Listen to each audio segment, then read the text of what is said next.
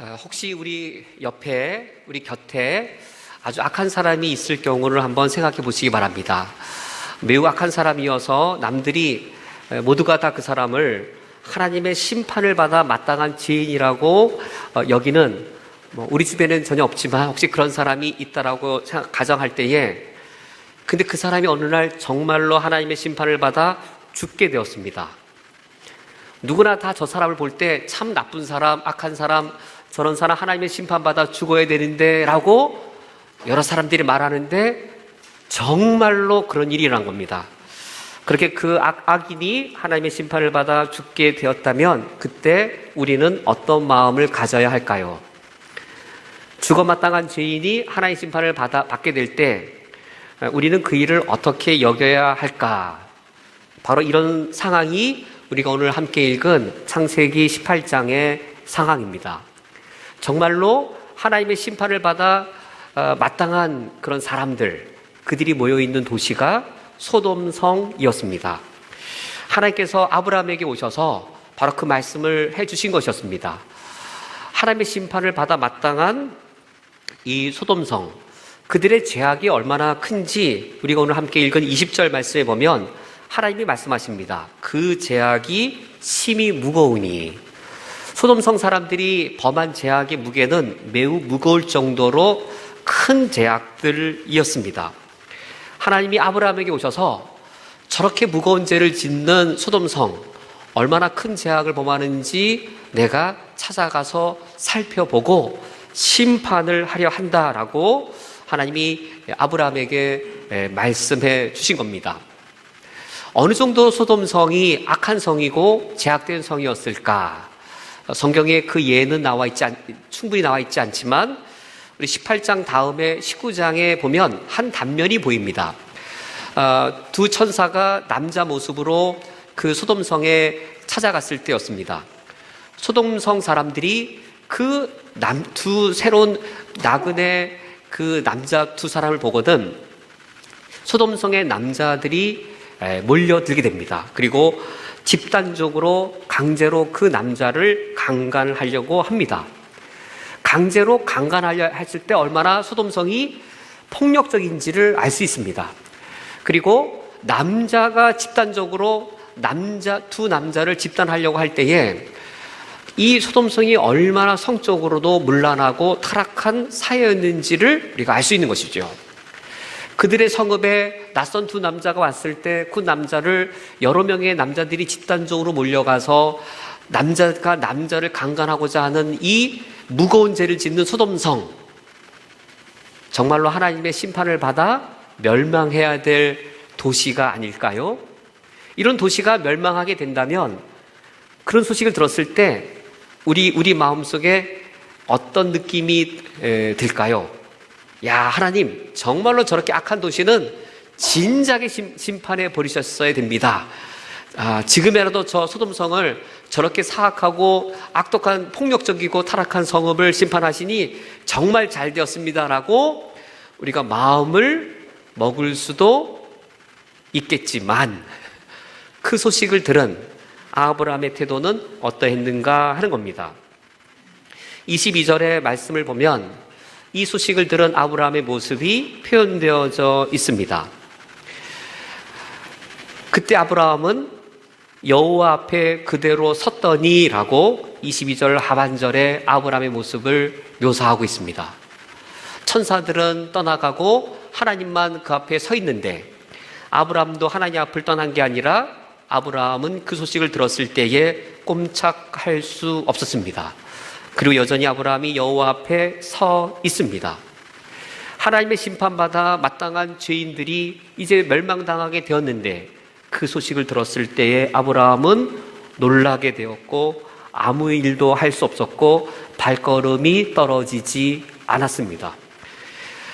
무거운 죄를 저질러서 하나님의 무거운 형벌을 받는 소돔성을 향해 심판 소식을 들었을 때 아브라함 마음도 무거워졌고 아브라함 발걸음도 무거워져서 너무나도 아브라함의 발걸음이 무거워서 발을 띨 수가 없었습니다.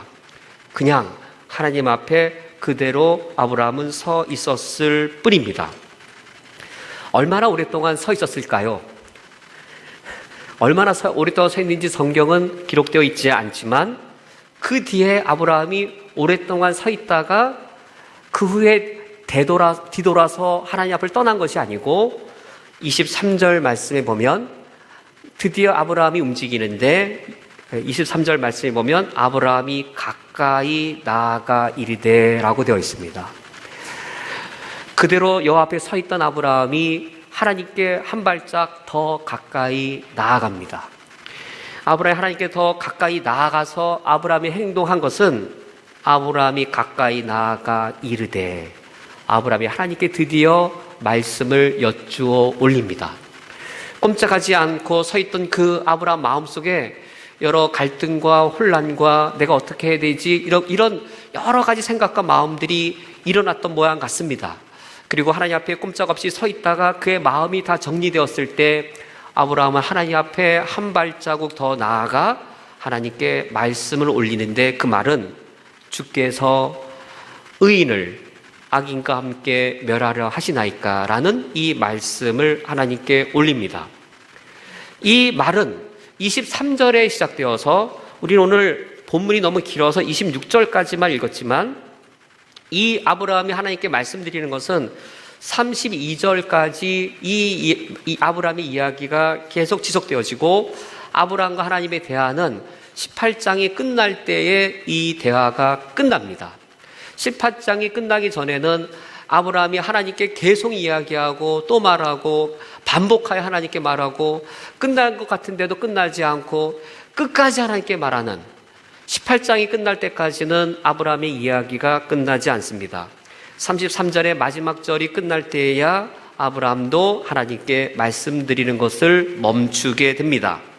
도대체 이 긴 내용의 이 이야기는 어떤 내용인가? 그 내용을 보면 우리가 흔히 말하는 기도였습니다. 하나님께 한 발자국 나아가 하나님께 말씀드린 것은 단순한 대화가 아니라 기도였습니다. 중보기도였습니다.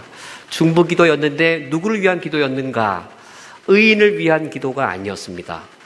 의인이 억울한 일을 당하여서 하나님 저 의인은 죄가 없는데 저런 억울한 일을 당하면 안 됩니다라고 의인을 위한 기도가 아니었습니다.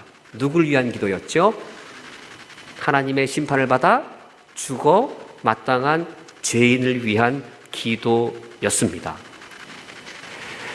하나님의 심판을 받아 죽어 마땅한 죄인을 위한 기도를 시작하여서 이 18장의 이 긴 분량 23절로 시작하여 마지막 끝날 때까지 이 긴 분량의 기도가 추악한 죄인 소돔을 위한 기도였습니다.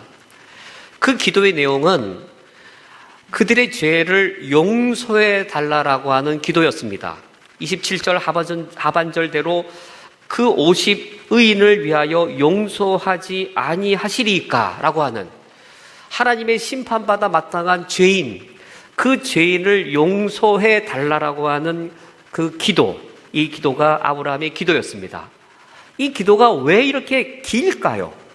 이 긴 것은 여러 가지, 한 10가지를 강구했기 때문에 내용이 길까요? 20가지 종류의 강구할 거리들이 많아서 내용이 길까요? 우리가 오늘 본문 말씀을 읽어보면은 간구의 내용들이 많아서가 아니라 같은 간구를 반복하였기 때문에 이 기도가 길어진 것을 알 수 있습니다. 기도 내용은 단순하고 명확했습니다. 하나님의 심판받아 죽어야 할 이 죄인 용서해 주실 수 없습니까? 란 기도를, 이 같은 간구를 반복하는 것이었습니다. 첫 번째 간구는 하나님 이 소돔성에서 의인 50명을 찾으신다면 그 의인 50명을 위해 이 성을 용서하실 수 없겠습니까? 라는 첫 번째 간구였습니다. 하나님께서 아브라함의 요청을 들어주셨을 때에 아브라함은 두 번째로 하나님께 요청합니다. 하나님, 혹시 50명 중에서 5명이 적은 45명의 의인이 있으면 이 성읍을 용서하실 수 없겠습니까? 라고 간구할 때에 아브라함은 두 번째 간구한 것이기 때문에 아브라함은 하나님께 이렇게 말합니다. 나는 티끌이나 재와 같사오니 감히 주께 아뢰입니다. 5명이 적은 45명이면 이 성을 용서하시지 않겠습니까? 아브라함이 지금 하나님께 하나님의 심판을 받아 멸망하기에 마땅한 죄인을 위해 기도할 때에 자기를 낮추고 있습니다. 하나님, 나는 티끌 같고 재와 같은 낮은 자입니다. 지금 아브라함이 누구를 위하여 이와 같이 자신을 낮추고 있는 겁니까? 어떤 의인을 위하여, 어떠한 위대한 사람을 위하여, 또는 대단히 선한 일을 위하여, 선한 사람들을 위하여서 자신의 이 겸손과 자신의 낮아짐을 그가 택한 것이 아니고, 남자들을 집단적으로 강간하려고 하는 그 추악하고 더럽고 악한 소돔을 위하여, 그 성의 사람들의 죄사함을 위하여 아브라함이 기꺼이 자신을 티끌로 여기고 재와 같은 존재로 자기를 여깁니다. 이것이 아브라함이 하나님께 두 번째 간구할 때 하나님께서는 아브라함의 요구를 받아주십니다. 그러나 아브라함은 이 하나님의 심판받아 마땅한 죄인을 용서해달라는 간구를 두 번으로 멈추는 것이 아니라 아브라함은 45명을 40명으로 줄여서 세 번째 간구를 합니다. 거기서 40명을 찾으시면 어찌하시려나이까? 라고 세 번째 간구를 하게 되어지고, 주님이 그 조건을 받아들였을 때 또 거기서 멈추는 것이 아니라 아브라함은 네 번째로 하나님께 간구합니다. 30절 말씀을 보면은 아브라함이 이르되 내 주여 노하지 마시옵고 말씀하게 하옵소서. 거기서 30명을 찾으면 어찌하시려 하나이까?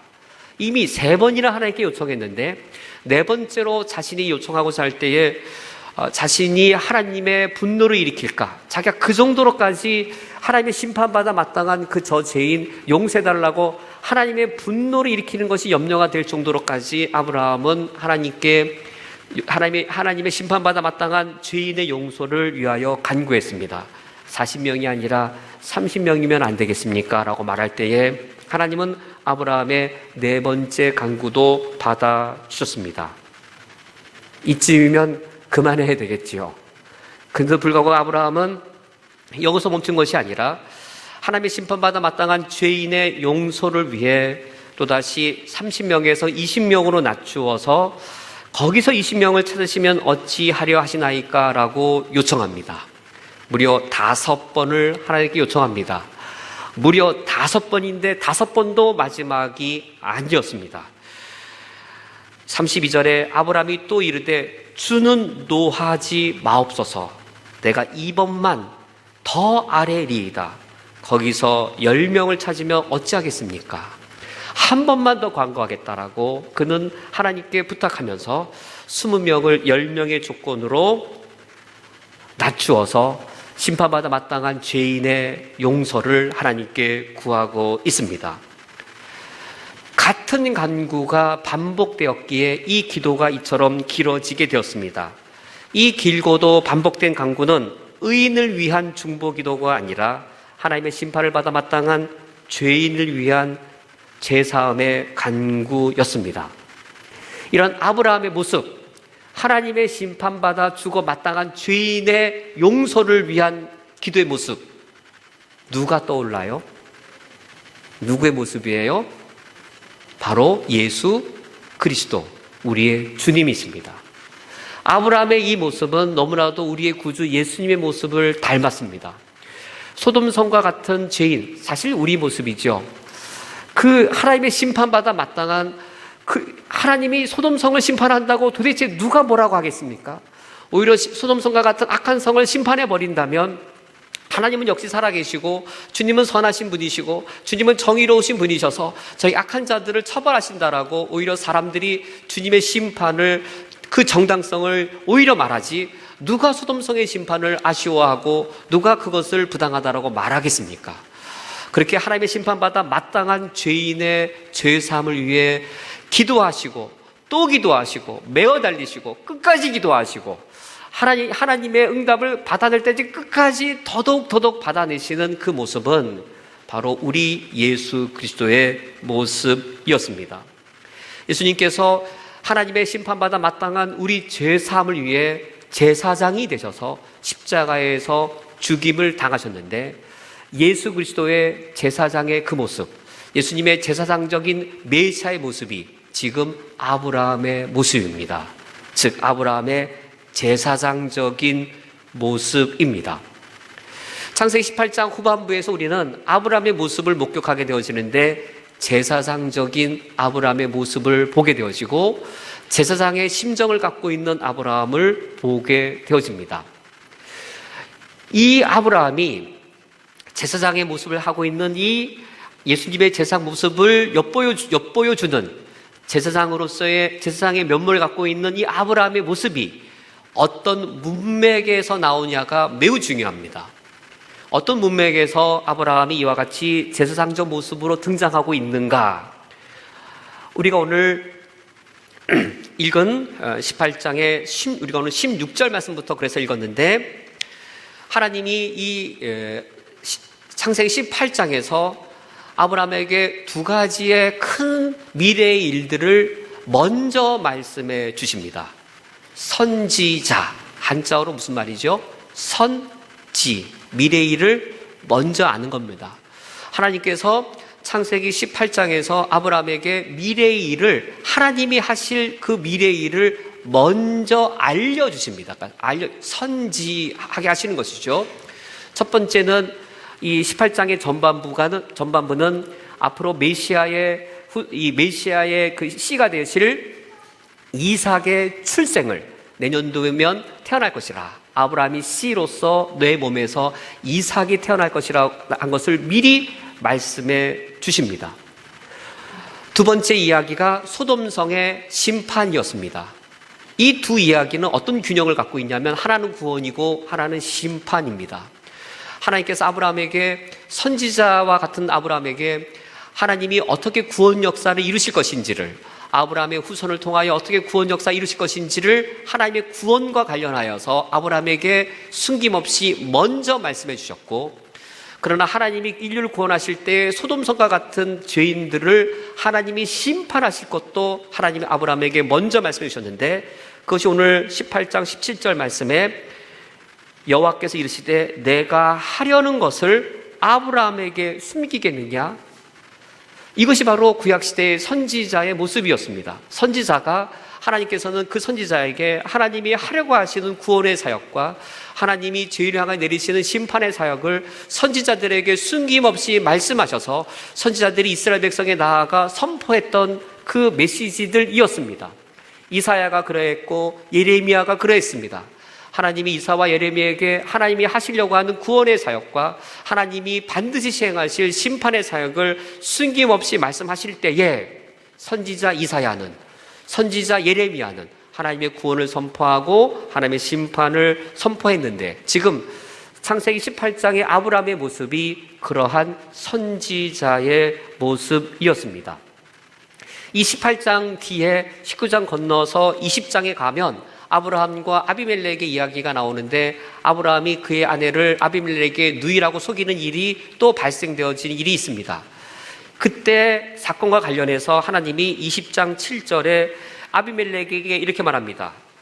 이제 그 사람의 아내를 돌려보내라. 그는 선지자라.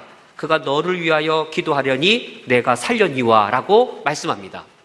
창세기 20장에서는 하나님이 아브라함을 명시적으로 그리고 직접적으로 아비멜렉에게 그는 선지자라 라고 말씀하시면서 선지자인 아브라함이기에 너를 위하여 제사장과 같이 기도해야 그러면 너가 생명을 살리라라고 말하여서 선지자인 아브라함이 제사장처럼 기도하는 모습이 20장에 나올 뿐만 아니라 그 앞에 앞문맥을 형성하고 있는 18장에서도 아브라함은 선지자로서 제사장의 심령을 가지고 소돔과 고모라를 향하여 중보기도하는 모습이 함께 나오고 있습니다. 그런 문맥을 형성하고 있습니다. 창세기 18장이 보여주는 이 아브라함은 그럼 어떤 모습인가? 그것은 하나님이 아브라함을 선택하셨을 때의 하나님의 계획을 이루고 있는 그 모습입니다. 하나님 아브라함을 선택하셨을 때에 아브라함을 통하여서 이루고자 하신 것은 온 인류의 구원인데 18장에 이르렀을 때에 그만큼 아브라함의 신앙이 성장한 것이었습니다. 아브라함이 지금 제사장의 모습을 하고 있을 때 그 문맥이 이런 선지자와 같은 모습인데, 그 선지자라면 선지자의 의미는 이 여러 가지 복합적인 의미를 갖고 있는데, 하나님의 구원과 심판을 선포하는 그 역할을 하면서 하나님의 공의와 하나님의 사랑을 나타내고 그것을 전하는 역할이 선지자의 역할이었습니다. 우리가 오늘 읽은 본문 18장 19절 말씀에, 내가 그로 그 자식과 건속에게 명하여 여호와의 도를 지켜 의와 공도를 행하게 하려고 그를 택하였나니 라고 되어 있는데, 하나님이 아브라함을 택하신 목적은 선지자로 그를 택하셔서 어떤 일을 하게 하시려고 했던 거냐면, 선지자인 그 아브라함, 하나님의 구원과 심판을 선포할 뿐만 아니라 하나님의 그 도, 하나님의 법도, 하나님의 법률, 하나님의 율법을 지켜서 하나님의 의와 하나님의 공도를 행하게 하고 그걸 나타내려고, 이 선지자 역할을 하게 하려고 아브라함을 선택했다라고 주님이 말씀하시는데, 이런 선지자인 아브라함 앞에 소돔성은 어떻게 보여야 마땅할까요? 여호와의 도를 지켜 의와 공도를 행하게 하려고 아브라함을 택하셨는데, 소돔성은 여호와의 도를 지키기는커녕 하나님의 법도를 깨트리고, 그리고 남자들이 집단적으로 나그네 두 남자를 강간하려고 하는 폭력적이고 타락한 그런 성읍이었습니다. 그런 도시를 볼 때 여호와의 도를 지켜 의와 공도를 행하려고 하는 아브라함에게 이 소돔성이야말로 멸망당할 성이지 않을까요? 근데 아브라함에게는 이런 선지자의 의식만 있는 것이 아니라 무엇이 겸비되어져 있는 겁니까? 제사장의 심령이었습니다. 선지자 의식만 갖고 있는 것이 아니라 그 죽어 마땅한, 하나님의 심판받아 마땅한 소돔성을 봤을 때, 하나님의 그 중한 명령을 들었을 때 아브라함 마음이 무거워지고 그의 발걸음이 무거워져서 하나님 앞에 그의 발걸음이 떨어지지 않았습니다. 하나님 앞에 한 발자국 더 가까이 나아가, 하나님이여 의인을 위하여 저 죄인을 용서해 주실 수 없겠습니까? 라고 제사장의 심정을 가지고 그들의 용서를 구하였습니다. 18장에 이르렀을 때 아브라함은 선지자의 의식과 제사장의 심령을 겸비한 만큼 성숙한 그리스도인이 되어 있었습니다. 우리가 지난번 살펴본 창세기 17장에 봤을 때 아브라함은 얼마나 형편없는 사람이었습니까? 16장에서 하갈을 통해 이스마엘을 낳아야 될 만큼, 그만큼 형편없던 사람처럼 보였고, 하나님은 아브라함을 향해 17장에서 너는 내 앞에 행하여 완전하라라고 하나님의 책망을 들어야 되는, 한편으로 그렇게 부족한 인물이었지만 18장에 이르렀을 때에 그는 하나님이 그를 택하신 목적에 합당한 그리스도인으로 성숙해 있었습니다. 그를 택한 하나님의 목적은 내가 너를 통하여 땅의 모든 민족이 구원을 받으리라. 이 모든 민족에 누가 포함되어 있는 겁니까? 문화적인 민족, 예술적인 민족, 시민적인 그런 민족만 포함되어 있는 것이 아니라 이 모든 민족에 누가 포함되어져 있어요?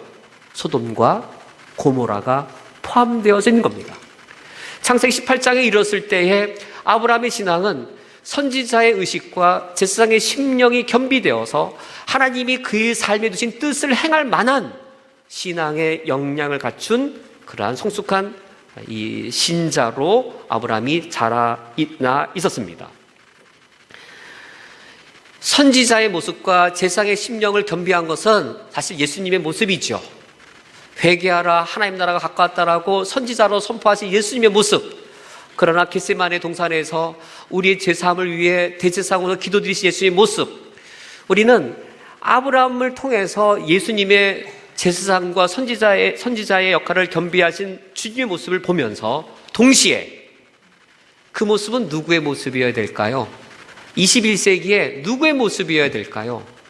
그리스도가 선지자와 제사장이셨다면 그리스도인인 우리는 아브라함처럼 우리에게 무엇이 필요할까요? 선지자 의식과 제사장의 심령을 우리가 겸비해야, 그런 걸 겸비한 아브라함을 하나님이 사용하셨듯, 하나님의 영원한 구원 역사를, 이걸 겸비한 아브라함을 통하여 하나님의 역사를 이루셨듯, 우리들에게도 선지자의 의식과 제사장의 심령이 겸비되어야 우리가 무슬림 땅, 이 쿠웨이트 땅에서 하나님의 구원의 역사를 감당할 수 있을 것입니다. 이 둘의 겸비가 필요한데 우리가 실수를 범할 수 있습니다. 선지자의 의식과 제사장의 심령 중에 하나만 갖고 있을 수 있어요. 둘 중에 무엇만 갖고 있기가 쉬울까요? 선지자의 의식과 제사장의 심령 중에 하나님의 의, 하나님의 공의, 하나님의 정의, 그 기준으로 당신 죄를 졌고, 당신은 기준대로 안 했고, 당신은 교회 일을 할 만하게 부족하고, 어떤 이 선지자 의식으로 냉철하게 판단하고 분별하는 선지자 의식, 이게 필요합니다. 안 필요한 게 아니라 필요합니다. 이런 선지자 의식이나 연약하고 아프고 어려움 속에 있고 홀로 설 수 없는 자를 제사장이 되어서 품는, 따뜻하게 그를 품는 이 제사장의 심령 중에 우리는 제사장의 심령은 없고 선지자의 의식으로만 가득할 수 있습니다. 제사장의 심령이 없는 상태로 선지자 의식으로만 있을 때에 그 선지자는 진리를 말하지 않는 게 아닙니다. 제사장 심령이 없어도 그 선지자 의식으로서 하나님의 정의를 말하고 하나님의 진리를 말할 때에 그 진리는 사람의 생명을 살리는 진리가 아니라 선지자 의식만 갖고 있는 그 사람의 입에서 나오는 진리는 사람을 정죄하고 사람을 죽이는 진리가 되어집니다. 진리는 날카롭습니다. 진리는 위력이 큽니다. 그런데 제사장 심령이 없이 선지자 의식으로만 가득 찰 때 그 사람의 입에서 나오는 진리는 사람의 마음을 찌르고 사람을 정죄하고 사람을 판단해서 그 말은 옳지만 옳은 그 말이 죄인을 살리는 게 아니라 죄인을 죽입니다. 그런 사람이 있었습니다. 그런 선지자가 있었습니다. 성경에 나옵니다. 선지자 의식으로만 충만해서 제사장 심령은 없는 선지자 심령으로만 충만한 그런 선지자가 있었습니다. 하나님이 명령했더니 도망칩니다. 반대편으로 도망칩니다. 물고기 뱃속에까지 갔습니다. 누구죠? 요나 선지자입니다. 요나 선지자는 선지자 의식으로 충만한 사람이었습니다. 요나 선지자에게 하나님의 심판을 받아 마땅한 죄인은 누구였냐면 아수르의 니느웨 성이었습니다. 아시리아죠. 약속 국가를 침략해서 억압하고 그 억압당한 나라 중에 하나가 바로 이스라엘이었습니다. 강덕극의 큰 칼과 힘을 가지고 자기의 나라 이스라엘을 억압하고 살육하는 악하고 악한 폭력적인 나라, 그 아수르, 하나님의 심판받아 마땅한 저 아수르, 그 아수르를 하나님이 심판하신다면 얼마나 기쁠까요? 약자를 누르고 짓누르고 불의를 행하는 그 아수르, 하나님의 심판받아 마땅한 그 아수르를 향해 하나님이 요나에게 메시지를 주었습니다. 회개하라고 선포하여라. 그렇지 아니하면 하나님의 심판이 임할 것을 말하여라. 네가 나의 심판을 선포해서 그들로 하여금 회개하게 하라. 란 그의 이 하나님의 메시지를 요나는 감당할 수가 없었습니다. 하나님의 심판받아 마땅한 그 죄인이 죄사받는 것을 요나는 감당할 수가 없었습니다. 요나가 원했던 것은 하나님의 심판받아 마땅한 니느웨가 멸망당하는 것이었기 때문입니다. 요나서의 내용은 어떠합니까? 그래서 요나서의 내용은 그 이 마지막 장면이 요나가 하나님의 심판을 선포했을 때 니느웨 성이 아수르가 회개하고 돌아왔습니다. 그리하여 제3을 받았습니다. 이들의 제3을 본 요나가 불만에 가득 차게 됩니다. 불만에 가득 차서 불평할 때에 하나님이 박농쿨이 다시금 죽는 그것을 통하여서 죄인의 제3을 싫어하는 요나를 책망하는 장면으로 요나서가 종결되어집니다. 그러므로 오늘날 우리에게 이 시대를 살아가는 그리스도인 우리에게 필요한 것은 한편으로는 선지자의 의식입니다.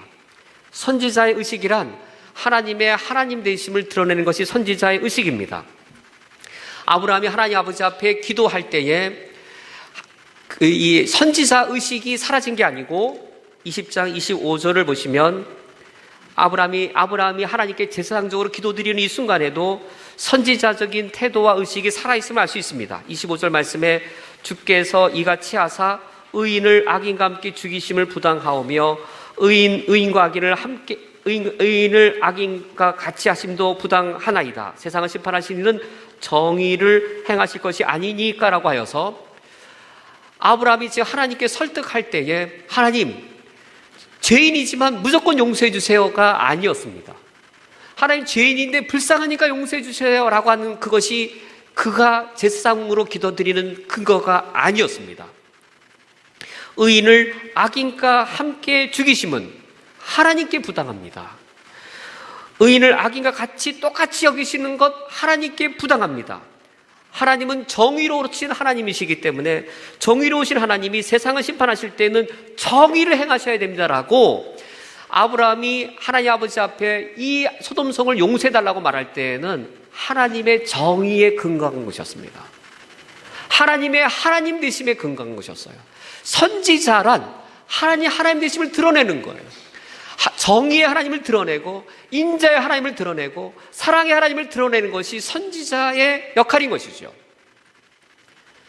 우리에게 필요한 것은 선지자적인 이 의식과 그리고 제사장의 심령 둘을 겸비할 때에 그때에 그러한 제사장의 심령을 가진 자의 입을 통해 드러나는 진리는 어떤 진리일까요? 그때는 사람을 살리는 진리가 되어집니다. 따뜻한 진리예요. 제사장의 심령은 없이 선지자 의식만 가지고 법을 따지고 원칙을 따지고 정의를 따지고 그 사람 위에서 나오는 진리는 판단과 비난과 사람을 죽여요. 죄인을 죽여요. 사람을 살리는 진리가 아니에요. 그러나 제사장의 심령을 겸비될 때에 이 아브라함이 진리라 말하지 않는 게 아니잖아요. 정의를 무시하는 게 아니잖아요.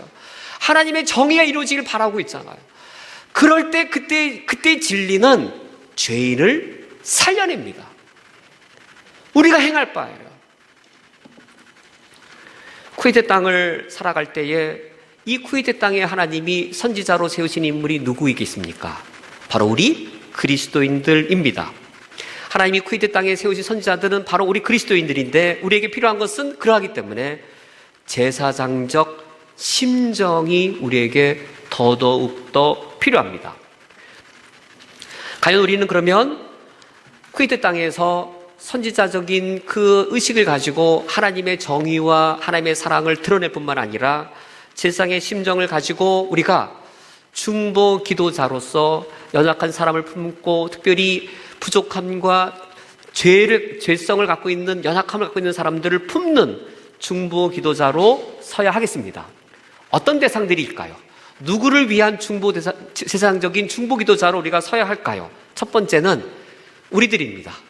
쿠웨이트 땅에서 함께 만난 우리 형제자매, 우리 그리스도인들, 우리가 서로가 서로를 위해서 제사장의 역할들을 해야 되겠습니다. 우리가 서로가 서로에게 선지자 노릇을 하는 게 아니고 우리가 서로가 서로에게 제사장들이 되어서 중보해주고 품어주고 연약함을 함께 나누는 선지자 노릇 이전에 우리가 제사장의 역할들을 해야 하겠습니다.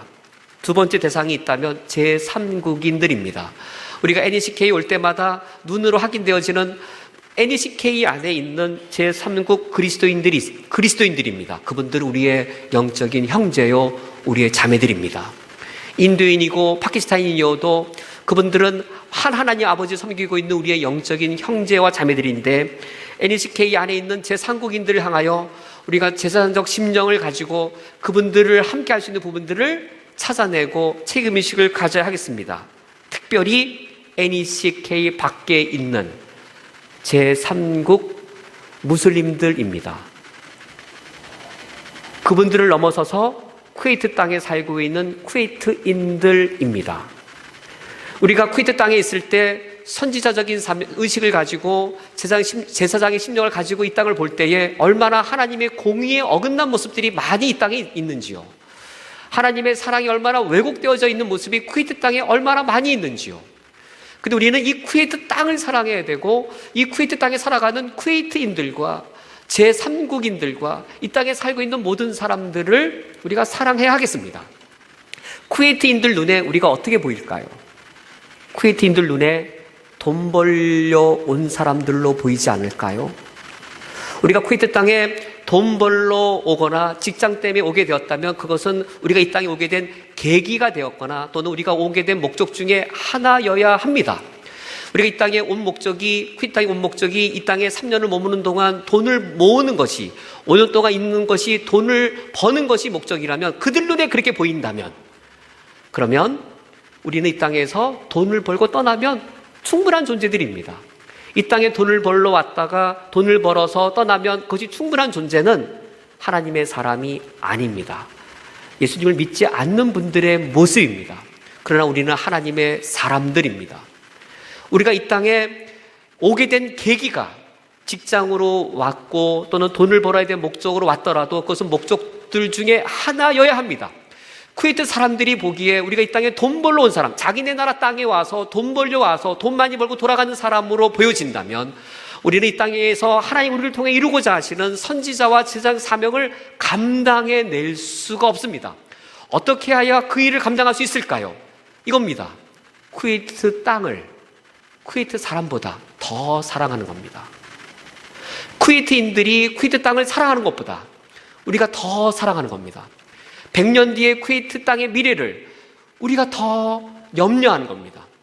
그럴 때 그들의 마음이 열릴 것이고 우리가 복음으로 주의 사랑을 나타내고자 하는 것들이 가능하게 될 것입니다. 한 이야기라고 말씀을 맺겠습니다. 1980년 초반에 쿠웨이트 땅에 돈을 벌러 온 사람들이 있었습니다. 한국 땅에서 돈을 벌기 위해 쿠웨이트에 온 분들이었습니다. 그분들이 쿠웨이트 땅에 1980년 초반에 온 이유는 돈을 벌기 위해 온 것이었습니다. 근데 그분들이 돈을 벌러 왔다가 그분들은 그리스도인이었기 때문에 돈을 벌러 온 예수님을 믿지 않는 사람과 다르게 그분들도 돈을 벌러 왔지만 예수 그리스도를 믿는 그리스도인들이었기 때문에 돈을 벌러 왔다가 쿠웨이트를 사랑하게 되었습니다. 돈을 벌러 온 사람들은 쿠웨이트 와서 돈을 벌고 돈을 다 벌면 쿠웨이트를 떠나면 그것으로 충분한 존재들이었지만 그리스도인 그분들도 돈을 벌러 쿠웨이트에 왔지만 돈을 벌고 떠나간 이후에도 쿠웨이트를 사랑하고 있었습니다. 제가 그분들을 처음 본 순간은 제가 중동 선교회에서 선교사로 파송하는 파송 예배 때였습니다. 그때 1980년대의 초반에 쿠웨이트 땅에 돈을 벌러 왔다가 그들이 이 땅을 하나님의 마음을 가지고 제사장의 심령을 가지고 사랑하는 분들, 그분들이 80년대 초반부터 지금까지 무려 40년을 한 달도 빠짐없이 지금도 매달 모여서 한 달에 한 번씩 쿠웨이트 땅을 위하여 기도하고 있었습니다. 지금도 기도하고 있습니다. 그분들이 중동 선교회를 세우는 모체가 되었습니다. 그분들은 쿠웨이트에 돈을 벌러 왔다가 돈을 벌고 그친 분들이 아니라 그들이 이 땅에 왔을 때에 이 땅에 온 계기가 어떻든 하나님이 나를 이 땅에 보내신 것은 쿠웨이트 땅을 사랑하라라고 보내신 그 이유를 알게 된 분들이었습니다. 쿠웨이트에 돈을 벌러 왔다가 쿠웨이트를 사랑하게 된 그 분들의 이야기는 누구의 이야기인가요? 어느 교회의 이야기인가요? 바로 우리 교회 이야기입니다. 쿠웨이트에 돈을 벌러 왔다가 쿠웨이트를 사랑하여서 떠나간 이후에도 쿠웨이트를 사랑하는 이야기는, 이 거룩한 이야기는 계속되어야 할 이야기입니다. 누구를 통하여 계속되어야 할까요? 바로 우리들입니다. 이곳에 계신 성도님들이 어쩌면 3년 있다가 떠나가실 수 있겠고 5년 있다가 떠나가실 수 있겠지만 우리가 돈을 벌러 왔다가 돈을 다 벌고 떠나면 그것은 충분한 존재라면 우리는 하나님의 사람이 아닙니다. 우리는 세상 사람과 다른 존재들입니다. 우리가 이곳에 있는 동안 하나님의 마음을 알고 주의 뜻을 알아서 선지자적 심령과 제사장 심령을 갖출 때에 하나님은 우리를 통하여서 쿠웨이트 안에서, 이슬람 땅 안에서, 또 세계 어느 곳에서든지 우리를 통하여 하나님의 구원의 역사를 이루실 것입니다. 이런 역사를 감당한 우리들이 되기를 주님의 이름으로 축원드립니다.